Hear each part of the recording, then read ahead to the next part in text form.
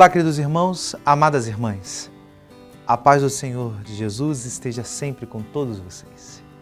Hoje, sábado, dia 17 de outubro, estamos na 28ª semana do Tempo Comum e meditaremos nesse momento no Evangelho de São Lucas, capítulo 12, versículos de 8 a 12.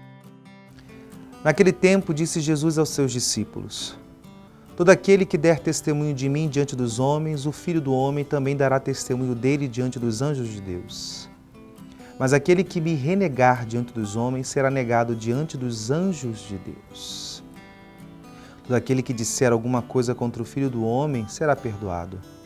Mas quem blasfemar contra o Espírito Santo não será perdoado. Quando vos conduzirem diante da sinagoga, magistrados e autoridades, não fiqueis preocupados com ou com o que vos defendereis, ou com o que direis, pois nessa hora o Espírito Santo vos ensinará o que deveis fazer. Palavra da salvação. Nesse capítulo 12, é um capítulo que, de fato, Jesus, ele dá instruções aos seus discípulos. E aqui, principalmente, Jesus ele toca em 3 pontos, né? E o segundo ele tem esse desenrolar com o terceiro. O primeiro ponto seria essa realidade do testemunho, né? Do dar testemunho do Senhor, dessa realidade expressiva da nossa fé, né?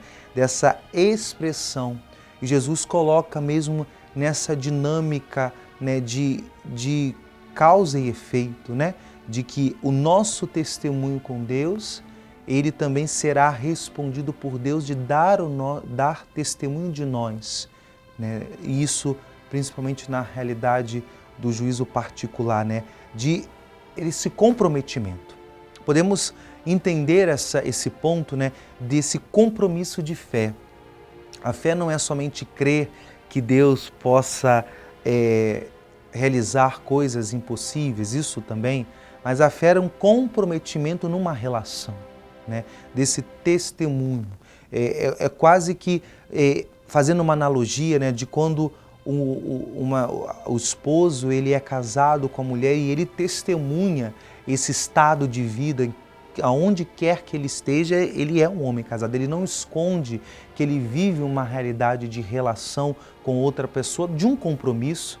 E isso tem ressonâncias em todas as realidades da vida dele, né? Aonde quer que ele for, ele vai ter que se colocar como uma pessoa que fez essa escolha definitiva e que vai ressoar por toda a sua vida. Não vai ter nada escuro, obscuro.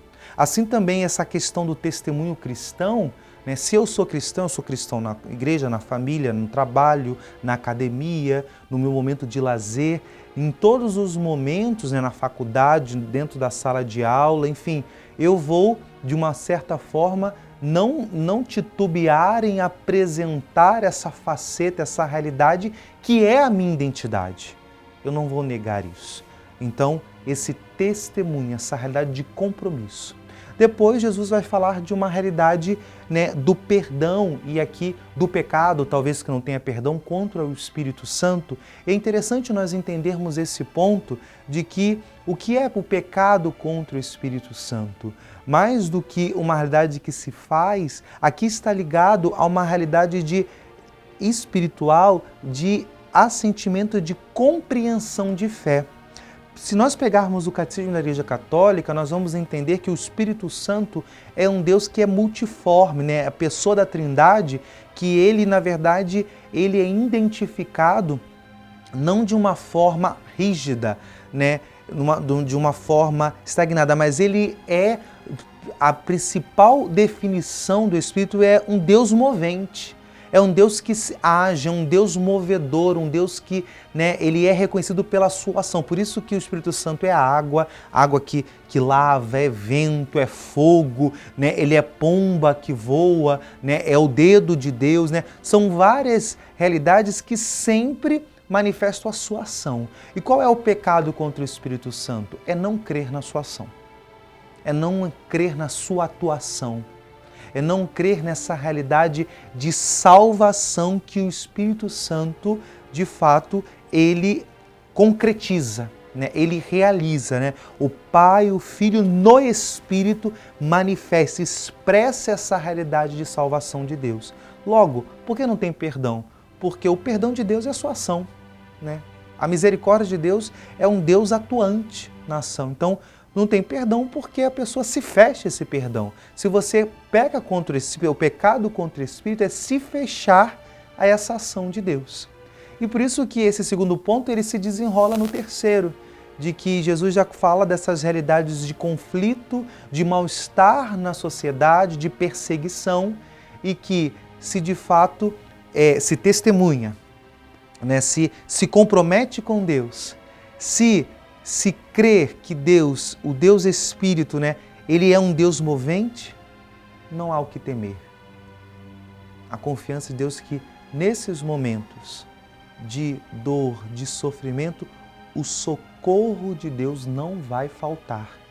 E o Espírito Santo virá e orientará, iluminará, dá sabedoria ao que se deve fazer nesses momentos de crise, nesses momentos de dificuldade. Por isso, peçamos a Deus isso, que possamos, pela ação do Espírito, sermos testemunhas, que possamos ser dóceis à ação dele e que principalmente nos momentos de perseguição, nos momentos de crise, nos momentos de tribulação, possamos ser sensíveis ao mover do Espírito na minha e na sua vida. Que Deus te abençoe. Em nome do Pai, do Filho e do Espírito Santo. Amém.